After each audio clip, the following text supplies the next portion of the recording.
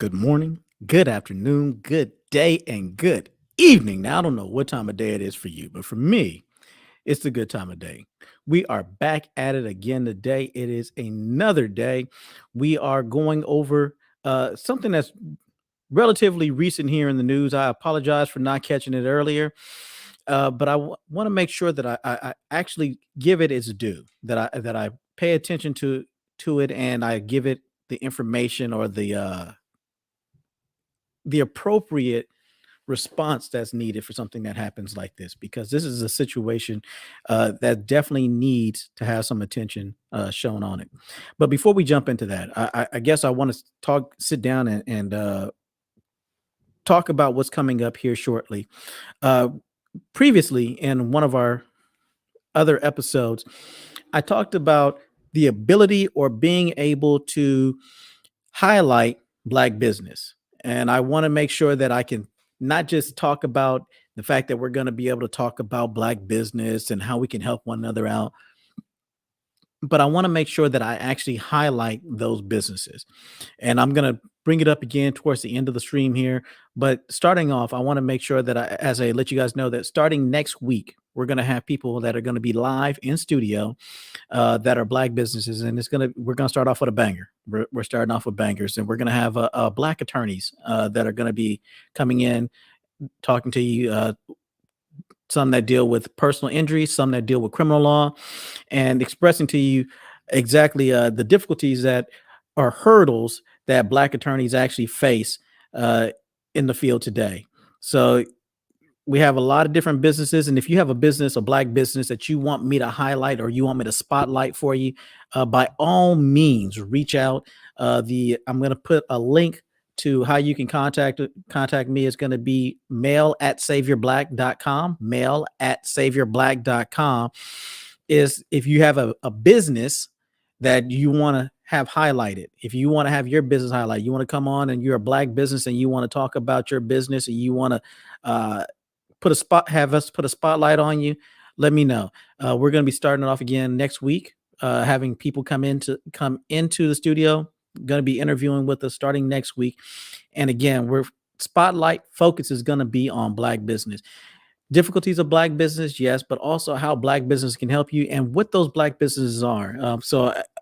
Asking individuals, hey, have you patronized any Black business is going to be one thing, but I want to make sure that we talk about what those Black businesses are and how it is that they add to the communities. And there's a lot of other guests that I'm working on right now in order to bring them in so that we can talk about issues within the Black community, but not just issues, solutions within the Black community. I'm trying to provide one right now, which is letting you see exactly what's going on, not just within the Black community, but here's some businesses that you could be patronizing that are in your area. So if you have a business, and it doesn't have to be in studio, we're primarily we want to be in studio, but if it's also a remote one, that's something that we should definitely be adjusted to in this day of Zoom and Teams and the like. Everybody should understand exactly what it's like to have to work in a remote environment. So that's something that we're definitely going to be engaging in the upcoming weeks. We're going to be not just talking about, oh, here we need to patronize Black business, but we're going to be spotlighting Black businesses and Black businesses that are serving the Black community. And I'm taking some low hanging fruit by leading with attorneys because there's no supply chain issues that I'm worried about. As in, let's say if I get someone who is a Black restaurateur who comes up and we talk about Black business and then they're not using Black businesses as their supply chain. So it's one thing to say, yes, I am a Black business. It's another thing to say that, yes, I'm a Black business that also patronizes Black business. So in my supply chain, they're Black businesses. And yes, we understand the overhead is going to be a little more, especially starting off when you don't have the economies of scale, so to speak. But we do know that what we're shooting for, what the goal is at this point, is to make sure that we spotlight and that we highlight those businesses that we want to make sure that we put our dollars into. And one of the other things that I want to talk about at a later date, where we'll talk about our Black banks or Black institutions, financial institutions, and how it is that we can try to keep our money in our communities a little longer right? Because it comes in and everybody else takes our money from us almost immediately. And I'm working on another interview as well as I'm talking about it that actually has to deal with Black finance. That being said, let's jump right into this because this story, this is something that we kind of touched on in a previous episode when we talked about the assault on the Black family, and also when we talked about laws that were neutral on their face, or facially neutral laws, or racially neutral laws, as they like to say. But one of the things that, as we're going through and we're talking about those various laws, we also highlighted the fact that, yes, the law might be facially neutral. Yes, the law might be racially neutral. However, the execution of that law was anything but neutral. And so, in order to kind of, I'm not going to say kind of, in order to adequately show this, let me, I'm gonna lead off. I'm gonna give you an anecdotal example of this before I jump into the video, and it's something that's been highly talked about, and so I'm pretty sure that everybody's already seen it, but we're gonna get into it and we're gonna talk about it as well. But it's sad as we talk about that, as Black children, we get a different talk about what we need to be careful of when heading out to the world than what our white counterparts get. We get a different talk on how it is that we need to interact with the police. We get a different talk on how society is going to treat us. And it's something that we're cognizant of, even though our white counterparts are not. And they're becoming more and more cognitive of it. But whether or not they're going to do anything, I don't want to put my eggs in that basket. And we'll talk about why here in a little bit as well. When a while back, I worked with this gentleman, and the gentleman that I work with, he had a son, and his son and him I was driving for a company, and we were talking about this, and he was trying to relate to his son because, like, similar to myself, he's in not a predominantly Black neighborhood, but in a predominantly white neighborhood.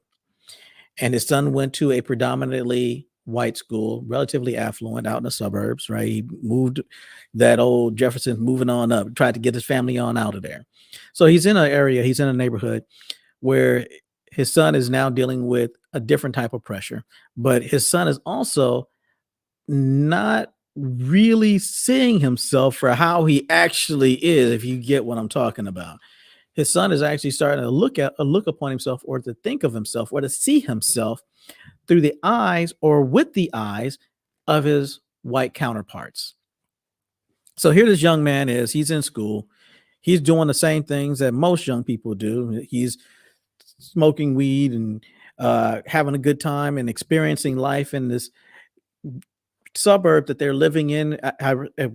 Actually, I shouldn't say he's living in, because I live in the same suburb, so I can't sit there and disparage him and say anything too bad about it. But long story short, we're at work one night, and he's telling us, he's like, man, he says, I'm not too sure about my boy. He said, I'm trying to express to him that, I did my best. I pulled you out of the ghetto. We're up here in this area. You don't have to sit there and go back to doing what they did when I was growing up. You don't have to have the same type of experiences. And he tells his son, he said, and while you might not have the same type of experiences, don't ever, ever, ever in your life forget that you're Black. He says, yes, you might have grown up around white people, is what he's telling us at the job. He told him, he's like, you might have grown up around white people. He says, but you're not white. And I asked him, I was like, well, how do you take it? He said, well, I don't think he got it. He said, I told him, I tried to give him some examples. And I was like, so what are some of the examples that you gave him? And he told me, he was like, I gave him the example of, well, if you're in a car, you're out with your white friends, you're in the back seat, you're sleeping. He said that he told his son that, let's say your white friends run in there and they rob a store. And I was like, okay. He's like, well, if the store gets robbed and they come running back out, he says, when the cops come, they're going to pick you up and they're going to leave your friends, or they're going to make sure, even if they do get your friends, they're going to make sure that they get you before they get your friends. I was like, that's pretty good example. He said, I also told my boy, and I was like, well, that wasn't it. He was like, no. He said, I also told my boy, he says that, let's say that because his son was working in high school. And he said, he also told his boy, that well, I'm trying to remember the job that this anyway, it's not important to the story, but he told him, he said that even if you're out there smoking weed with your friends at the park, he said, and the cops come through and they get a wild hair up there behind, and they're going to sit there and go arrest you guys for it. He says they might miss your friends, but they definitely make sure they chase you and run you down. And he said his son just not getting it. And I was like, well, you got to understand, they're young, right? I have kids. I understand. I've been a kid.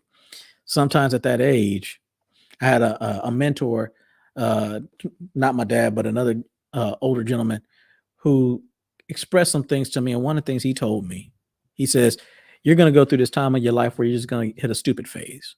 And I'm like, I'm not going to. He says, the great part about this stupid phase is when your hormones hit and everything goes through. He says, I can tell you all about it. He says, and you're still going to do it. And I'm like, there's no way that I'm going to do it. You know what? I still did it. I recognized when I was younger that people who were older than me knew more than I did. But when I got older, I didn't recognize, especially once I hit my adolescence and all those hormones were driving through my system, I did not recognize at all that people who were older than me knew more than I did. Anyway, so getting back to his boy. So he says, so he talked to his boy about this, and he was trying to figure out if we had any kind of experience. And I'll be honest with you, I was struggling at the same time. So I'm like, I don't know. It wasn't even a week later. We're at work and we were working an overnight shift, and he gets up and he has to run on out. And I knew it was serious, right? Because not only was he somebody who you could rely on, but the way that he ran out, what he stated at the time was, I got to go. I understand that you need to write me up. He says, the job's still here when I get back. I understand. He said, if it's not, I understand. And he took off. And so the supervisor runs out after him. The supervisor's asking him all kind of questions. I don't know what they're talking about, but and then the supervisor's like, go. Long story short, his son got arrested.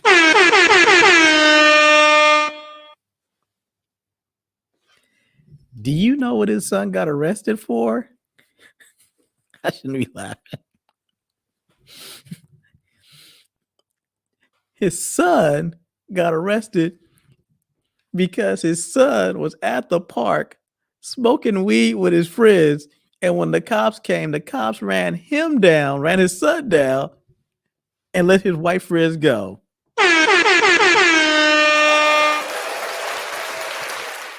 Fatherly wisdom at its best. We had a security guard who worked there who was off-duty police officer, and the father asked the police officer, he was like, hey, he said, can you do me a favor? He said, let me know why it is my son got arrested, what's going on, blah, blah, blah. And the off-duty police officer was like, yeah, sure enough, I can do that. I can do that for you. Anyway, next day, I guess the father and the off-duty police officer who worked there with us, they had got together between that time and the next day we had to be at work. The next day we at work, he's like, do you know that they knew my son, the person that my son was with, the white guy that he was out there smoking weed with, his friend, had a history, not once, had a history of breaking and entering. He was suspected of multiple B&Es. And yet the cops made sure that they ran his son down and that they arrested his son. And they took his son to jail. So that here's a father who's working full time, has a single father, and had to leave the job to go pick his son up, deservedly so, as a father should, right? That you're a parent. That's one of those things that you're going to have, that might have to happen, right? But the funny part about it is it's almost exactly what this father told his boy.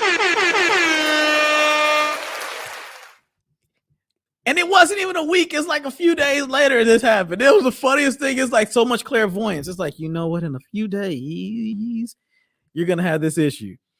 And that's exactly the issue his boy had.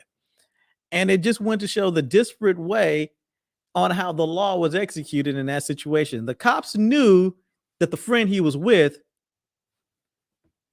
was suspected of breaking and entering. Another aspect that the cops knew was that his son had just came home from work or was coming home from work, and his son, like a hard knothead, didn't go straight home. He went to the park instead with his boys. It's around midnight when he should be at home, but he's at the park smoking weed with his friends. The cops had seen him earlier that night, talked to him on his way home, told him to just go straight home, and he didn't go straight home. So the cops know that here you have a young man coming home from work, working at, I want to say it was a fast food establishment. It was either fast food or retail sales. But in any event, he's working at a fast food establishment. Here his boy is. The cops know that he's not out there breaking and entering. Seen him earlier that night, know that this young black man has been hard at work, has been out there, whether it's at fast food or retail sales, and he's on his way home, and then he stops at the park, and he's out there at the park after dark in high school smoking weed at the park. And the person the cops made sure that they focused on, the person the cops came after, was a young black man. They let the white guy go. They're out there smoking. According to what we were told later, they split off, and the cops beelined it for the black man. The young black man, they were going to make sure they got a hold of him. They were going to make sure that he got into the system. The young white guy, not so much. He has a history of selling drugs. He has a history of breaking and entering. Don't need to sit there and see him. They have already talked to the young black man earlier. They already knew what he was doing. They already know that he's coming home from work. They had told him to go home earlier. He didn't. So I guess they felt that their authority was questioned. Maybe that might be something that happened there where they got too much of themselves, but they made sure that they went in there and they picked that young man up and they put him in jail. And they made sure that his parent came out, had to leave work to come get him. And they made sure that he had a stain on his record. Young man working. Young black man going to work, not out there selling dope, out there smoking weed with his friends. And they made sure that they put him, they took him down there, and now he is in the system. The beauty of that is, in that story, is that his son never did that again. As far as having the same type of an incident, at least as long as I've been there with him. But that father, and I know, because if that was my boy, I know how I would feel. Right? I know how it would tear me up as a father. I could only imagine, because the way he ran out of there, if that were me and I got a phone call and my son was in jail, the first thing I'd be considering is my boy okay? Is my boy alive? That's what I would be thinking about.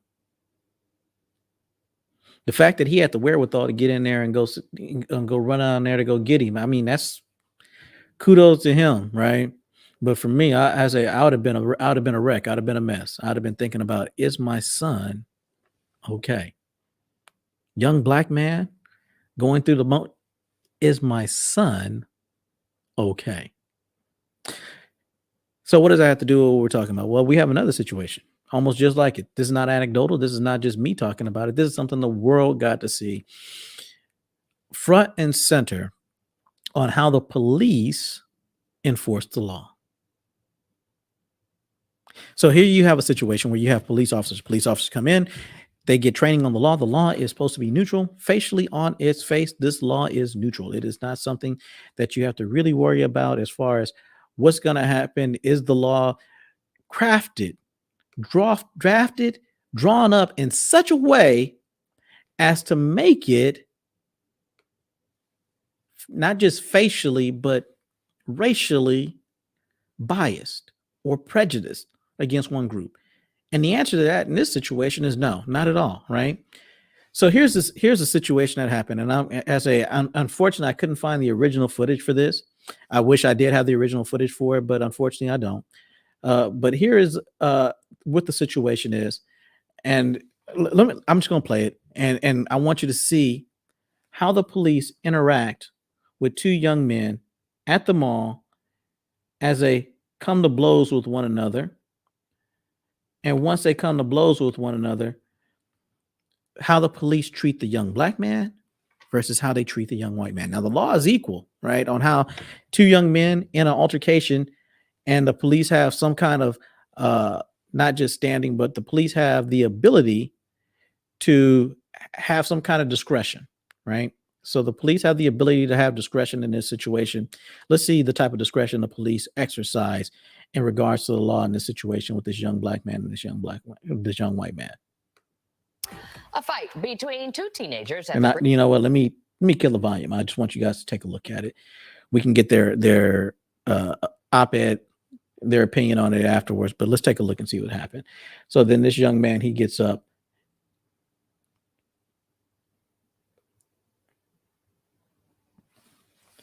Let's go a little forward. Okay, so let's take a look at it as it's starting off. And so it's two young men, right? Testosterone flowing, talking sideways to one another. That's a disrespecting one another. And then what happens? Get your hands off me. He pushes him. But so the black boy is defending himself. He started poking him. Let's take a look at that again. So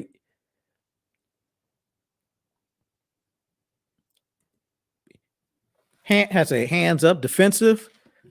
I'm not too sure about this. Hey, and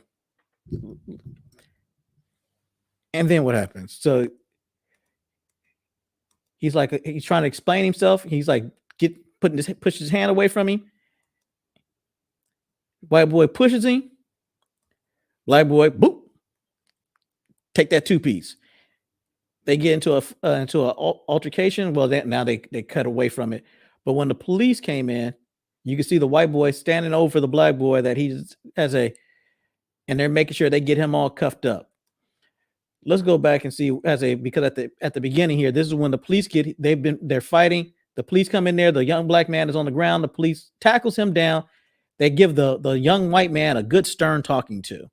Stay right where you're at. And then they come in there and they both put their knees on his back. And they make sure that once they put their knees on his back, that they cuff him up. Right. So now you get to see the young black man gets cuffed up. The young white boy gets to have the ability to sit down, and he's ready. He's ready to get the cuffs. It's like, oh, no. Well, that's okay. He's showing. Now sit down, young man. Sit down.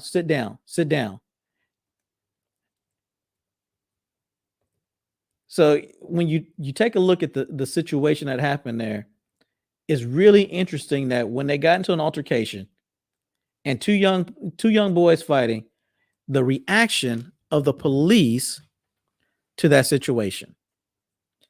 The reaction to the police in that situation, they're talking about they need a probe. And again, this is not that the law says anything. It's the discretion of the police, right? So the police get to come in. They get to use discretion in how they're going to address that situation, right? And they decide on how they're going to address it is by assaulting a young black man, putting him on his belly, put a knee to his back. He needs to learn how this is going to work, how they're going to sit, how you get dealt with by people or by the police rather. And that's what they did. So, and let me drop the link right now. I'm going to drop the link for you that if anybody wants to come up and wants to talk about this, feel free to come on up and come talk about it. But it's interesting to me in watching this is that there's a disparate way on how we're going to treat young black men versus young white men. And it's a microcosm of how society works in general. And we get to watch it on a regular basis, the treatment of young black men versus young white men. So the laws are not, the laws aren't written so the young black man needs to be arrested or needs to have a knee put in his back, or that they could have put when he tackled the young black man, where he could have put him in a chair, same way he put the young white man in a chair. And they just told the young white man to just sit there. And the young white man is the aggressor. He's the aggressor in this situation. They have no idea who the aggressor is. They don't have the footage that we have, the ability, or maybe they might have been sitting over there watching it for the entire time. I don't know. What I do know is that when they acted, they showed a definitive bias towards treating the white man, the young white boy, as a human being. Sit there, you can be trusted. And the young black man, they put him on his face, put a knee in his back, 2 knees. The officer, when she came on over to come help out, she made sure she also put that knee in his back. The young black man, you notice when he was on the ground and he put both of his hands behind his back. He knows the routine. I guarantee you, he's already been talked to about how that routine was going to work. He knew it before the routine happened, right?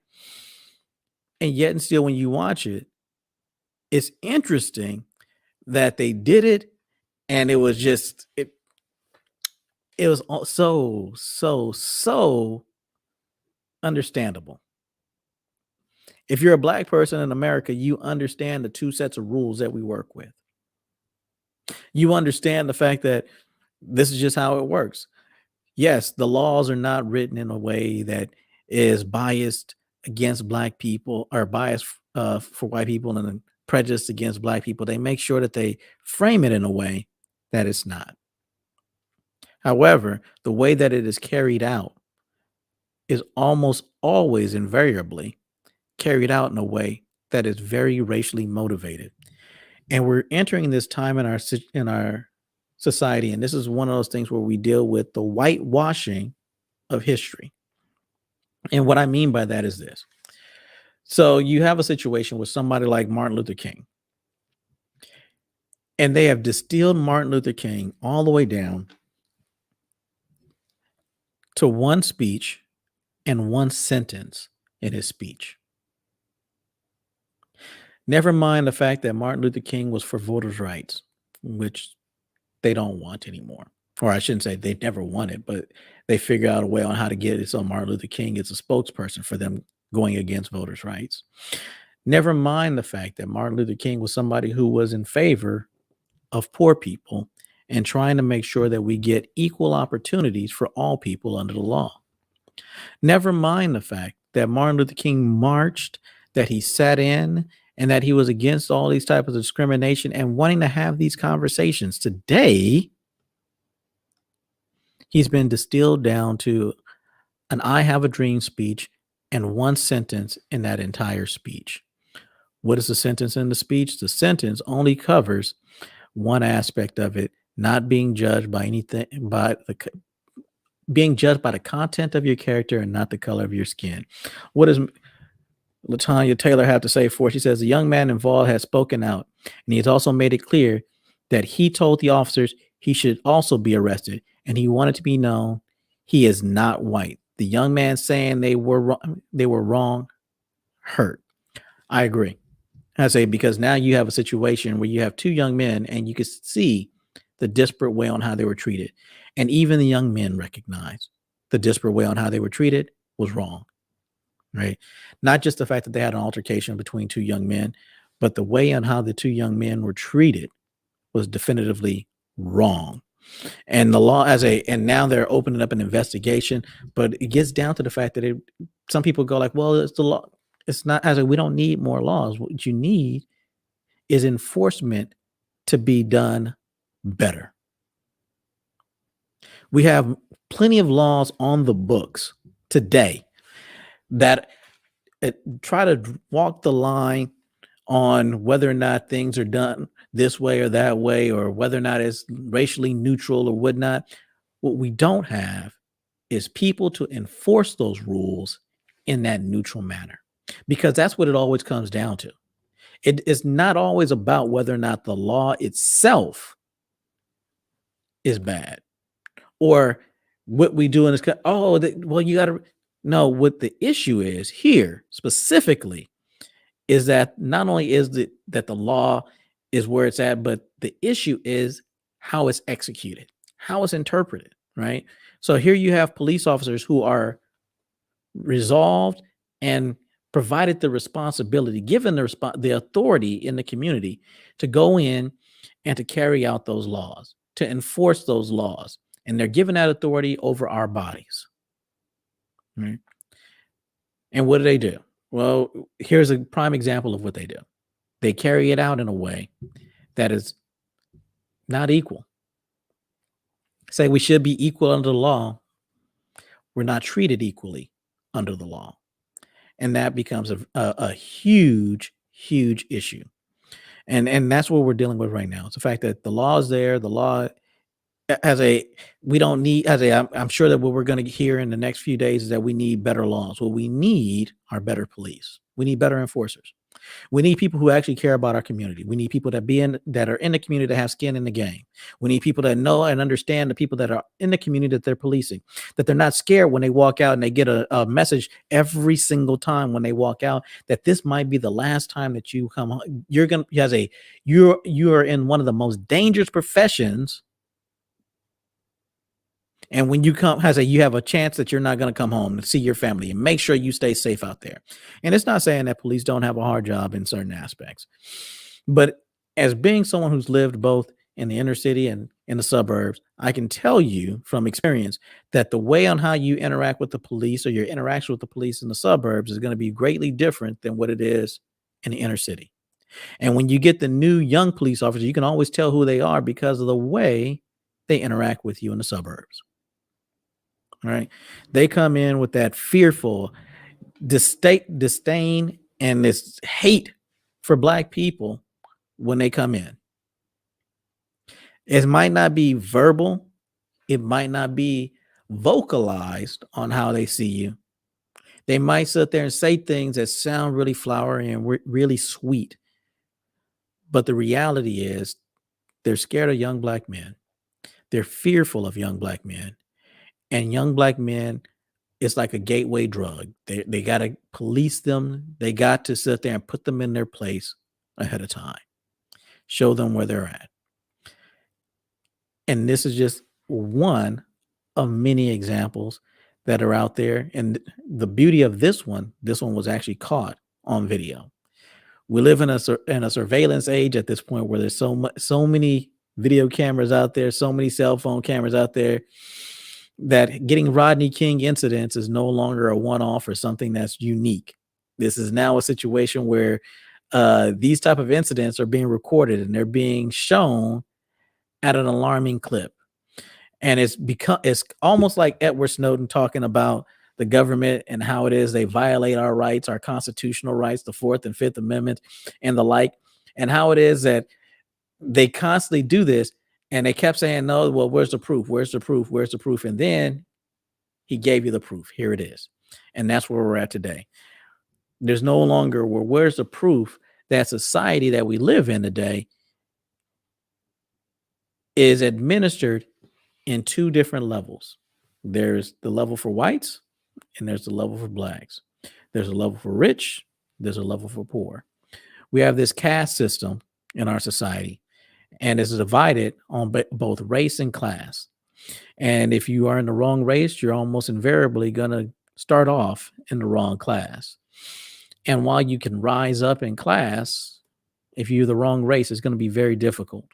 And they're going to make sure that you swear allegiance to the right race and the right class as you rise up. I could say it from personal experience that you need to make sure that you keep your white friends comfortable. And you can't talk about things that will make them uncomfortable. You do, and it becomes a very different situation. I shouldn't say it that way. There are some people that you can talk about these situations with that are that at least on the external in my interactions with them are very understanding of it and that will interact with you and will acknowledge what it is. Other people don't want to acknowledge it at all. Most people, as a matter of fact, there is an active, and I'm going to say before another live stream, actually it's going to be tomorrow's live stream. Well, not tomorrow. Was it tomorrow or Wednesdays? Either tomorrow or Wednesday. Going to be talking about this attack on education, specifically in regards to CRT. And what has and how it has been redefined or misdefined. because the whole goal here of CRT is to talk about history, which is not just the flowery part. It's the good, the bad, and the ugly.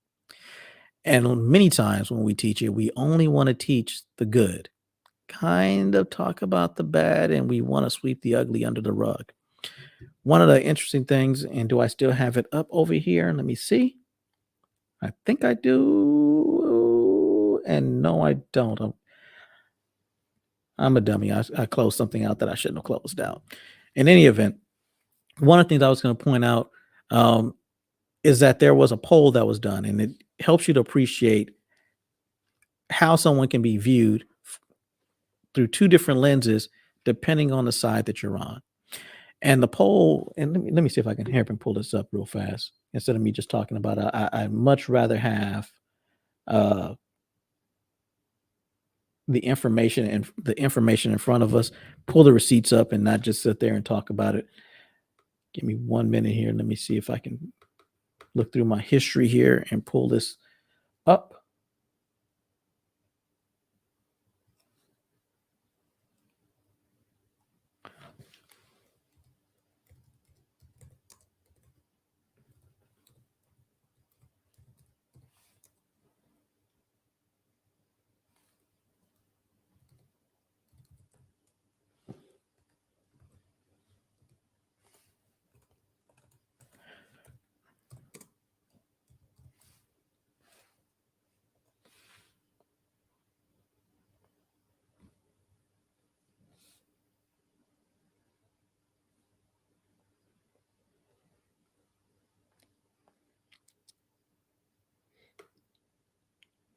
There we go. So one of the things I want to point out or talk about here is how someone could be viewed. So whenever you talk about people in history, the ones they refer to as the founding fathers, right? Everybody has a viewpoint on the founding fathers, so to speak, right? And there is this thought process that they're patriots, right? And for us in America, definitively, that's what they would be. However, the other viewpoint of it is found here in this Daily Mail from the UK. And here it talks about George Washington from a different perspective. It says, by George, U.S. President Washington voted Britain's greatest enemy commander. The greatest enemy commander.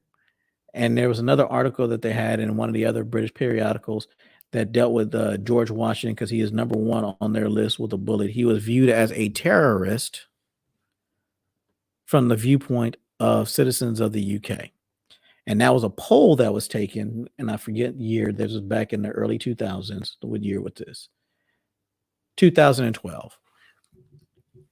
So they had a poll back in 2012 of greatest enemy commanders, greatest enemies to the UK.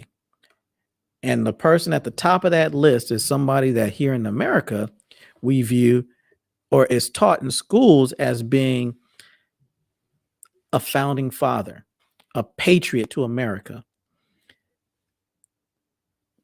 So it becomes very interesting that just depending on where you're at on that spectrum, on how you view George Washington, you can either view him as a terrorist if you're from the UK, which are other white people, or you can view him as a founding father, a patriot if you're here in America. So it depends greatly on your perspective, and history should be told through the lens of, it looks like I'm struggle streaming here. Let's close some of these things up.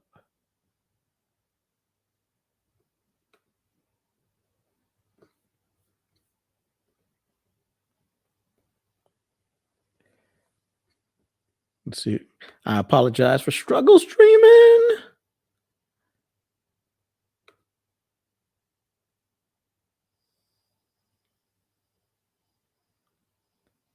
Let's see if we can get this closed out for you.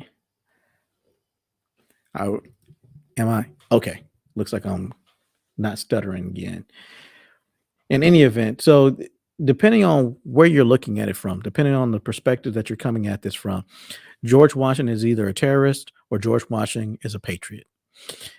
That's with history in general. Depending on the perspective that you're coming at it from, is how you would view that event.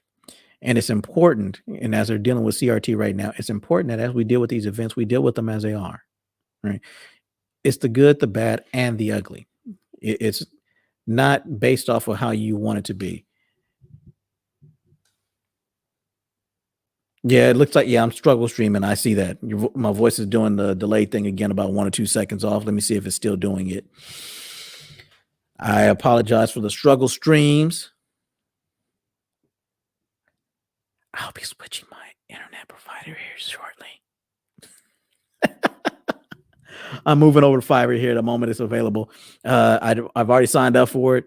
We're gonna see if we can get these struggle streams, these streaming issues lined out, because right now they are horrible. So some days are better than others. I make sure that there's not a whole lot here that could run besides what's running right now. And I apologize if if I'm still struggle streaming. Hopefully it's not too far off at this point. Can you hear? Okay, good. Looks like I'm good. I think. Oh, wait, let's see. To a black guy. Yeah. All right. I guess we'll run with that. In any event, so that's going back to what we were talking about. So you look at how the laws are. The laws are in this country. They're supposed to be there to help us out. Or I shouldn't even say help us out. They're supposed to be there as a neutral thing, racially neutral, facially neutral laws. However, they're not executed that way. And I know that there's going to be a lot of people that are going to come out with a lot of well-meaning ways to get more laws on the books. And I'm at this point, I don't need more laws on the books. We have plenty of laws on the books. We have plenty of laws about equality on the books. What I do want, and what I think needs to be really emphasized, is execution of the laws. How do we hold, if you're going to make any new laws, the new laws need to be laws for the police, right? Not where they go in there and, oh, we have a policy. I don't need police policy. I'm at the point now where forget police policy. Police policy is ineffective. If you're going to make new laws, make new police laws. What do I mean by new police laws? I touched on it last time. I'm going to say it again. I'm going to say it till I'm blue in the face. Whenever you go into the military, you are subject to not just to the federal laws of this country. You're not just subject to the state laws of this country. You are subject to an entirely different set of laws in addition to those other two sets of laws. You're subject to the Uniform Code of Military Justice, or the UCMJ, as they call it. So that's not a policy. That's not something that, oh, well, we can kind of chokeholds that we have a policy against chokeholds, but police can't get fired because it's a policy. It's not a law. Police can't be held accountable because it's a policy. It's not a law. If you want to make a new law, if you need to make a new law, it's not something that says, hey, it needs to be facially. It needs to be that you're going to do your job effectively.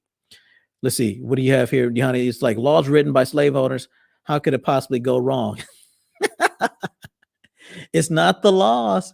It's the execution of the laws, right? They made the laws to go catch slaves. That's what police were initially here for, right? To go catch slaves. They were slave catchers. That was part of their policing responsibilities. However, they've made it so that now they're facially neutral, but the thought process on, controlling and tracking down black people is essentially the job that they're still doing. And if you need to make a set of laws, the only set of laws I want to hear about or see at this point are things that are directed towards the police, and the police policing or doing their job in the community. That's it. Everything else, any and everything else, all the additional stuff they're talking about is irrelevant. All right. Trying to get, we need a new set of laws that says that we're equal in the eyes of the law. We need a new set of, we need a set of laws that says the police are going to execute their job in a way that is neutral, that is racially neutral, that is facially neutral. We need that on the books. If you're going to do any laws, we need a set of laws specifically directed at police. And I'm going to say that again, specifically directed at police. That's it. The police need a UCMJ for the police. I think attorneys need a UCMJ. I think judges need a UCMJ. I think that if you're in law enforcement, if you are given the authority over other people's bodies, which is what the police are, they're given the authority over other people's bodies, but they're not held into account for it. I think the CBAs for police needs to be looked at again. I would say again, if I'm giving right now, we're going to have a moment. And in this moment, this is going to be, you can take it out of context moment. This is the soundbite moment. Soundbite moment is, I don't believe in defund the police. I believe in disband the police.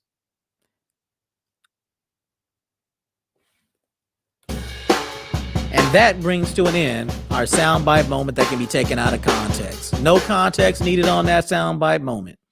However, what I will say at this point with it is that when I say take the police and disband the police, I mean you get rid of the CBA, you disband the current police force, and you stand up a new police force. Any police that are on the police force that do not want to come up under the new police force with a modified CBA, get rid of them. They don't need to be there. They're doing the job wrong. And that's firmly how I feel. You're not able to hold them accountable. They get qualified immunity. There's so many things that happen with police where it should not work the way that it's working. And they are the ones that have authority over our bodies. Good luck with that. I can wish, right? How many generations do you think that would take? I don't know. I have no idea. But what I would like to see is the ability for us as citizens not to be held hostage or to be held in this police state that we have. I would like to see the police be held to a different standard. They did it back during the civil rights movement, right? Before they went in there to go do sit-ins, they knew that it's not normal to sit there and get spit on and punched and called names. They practiced. They practiced beforehand. They had training the same way you do with the military, same way you do with the police today. They train them in the use of weapons. Why don't they get training in how to deal and de-escalate a situation with citizenry? Why is that not a primary aspect of their job? They're given the ability to kill you. They're given the right to kill you, but they're not given the adequate training to deal with the citizenry. They treat it as if this is still Fallujah or they're out someplace else.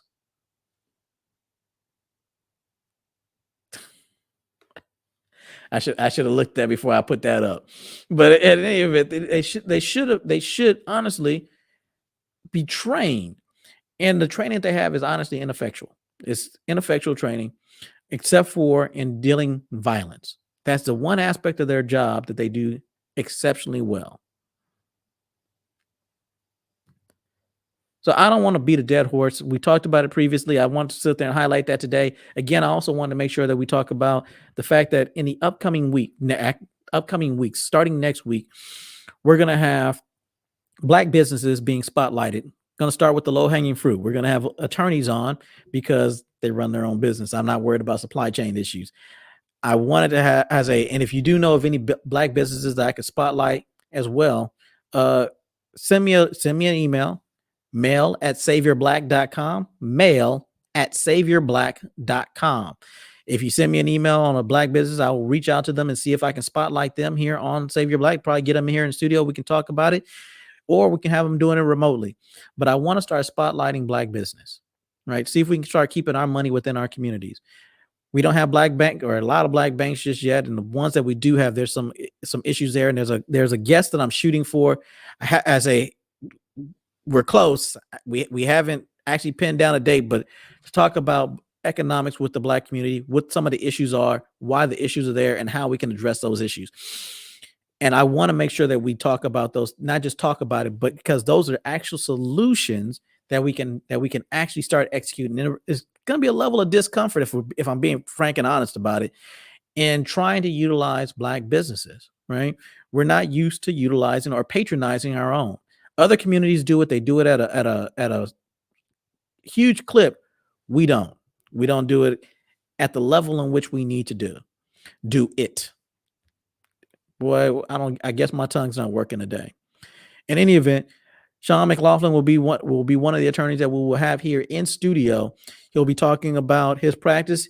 He is a attorney that does PI, or personal injury, as well as criminal law, and he does a phenomenal job. And he's going to talk to us about some of the issues that he faces as an attorney, as a here in the state of Texas, and some of the pros and cons of being a Black attorney here in the state of Texas.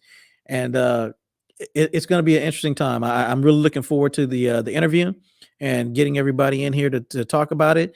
And he also talking to a couple of other attorneys to bring them in to talk about their practice with family law as well as with real estate as well. And hopefully we'll be doing that here over the next few weeks, and we can start looking at attorneys that we can be looking at, giving our business to, not like one of these other influencers that we've recently had who talks a big game about Black business, but they hired a non-Black attorney that didn't go so well for them. And here we have a lot of excellent Black attorneys that I'm going to want to spotlight here very shortly. Black judge that I want to see if I can get in here as well. We're working on that as well. So there's somebody in the finance sector that we're working with right now to see if we can bring them in as well to start talking about economics and finance within the Black community and how we can do a better job with that as well. So there's a lot of things, a lot of irons, pokers in the fire, so to speak. And hopefully here over the next few weeks, we're going to have a situation where we're going to be spotlighting Black excellence. We're going to be spotlighting Black business. Next Friday, definitively, we're going to have Sean McLaughlin in here. And hopefully between now and then, we'll have a couple other attorneys in here as well. And I'm looking forward to spotlighting these businesses, getting these excellent brothers and sisters on to talk to you about the law, some of the questions that you might have. And yeah, we'll be doing this next week. So look forward to the flyer. That one's actually going to go out here hopefully tomorrow for next week. It might go out before the other ones for this week coming up as well. But I want to make sure that we spotlight Black excellence, Black business, and we talk about those things that are affecting us in the community and how we can resolve them. I really am at this point, I'm solution oriented. Maybe I'm a little older and I'm tired of talking. I'm really tired of just talking about it. There's a lot of issues out there, and what can we do? There's a lot of things that are out of our hand, but the things that are in our hands, let's start doing some things. Let's start putting some things forward and understand that it's not going to be a sprint. This is going to be a marathon. It's going to be a slog. It's going to be a grind. We're going to be in for a long haul, but we've already been here for the long haul. And we already know that, again, one of my favorite quotes from one of my favorite hip hop artists, Yasin Bey, they say they want you successful, but then they make it stressful. You start keeping up the pace, they start changing up the tempo. And that's where we're at this point. We know that they're going to change that tempo up. The game's still the same. The playbook's still the same. They're just going to start pulling out more trick plays, or a trick play might become something that's going to be a standard in the playbook. And with that said, I'm actually going to cut out today. And I want to tell you guys, because I know I haven't told you yet, I love you. Hope that you're having a great day, and I hope that you're killing it, whether you're starting it or whether you're at an end, depending on where you're at. And may you always, always, always be blessed with peace in your life. We out. Love you, fam.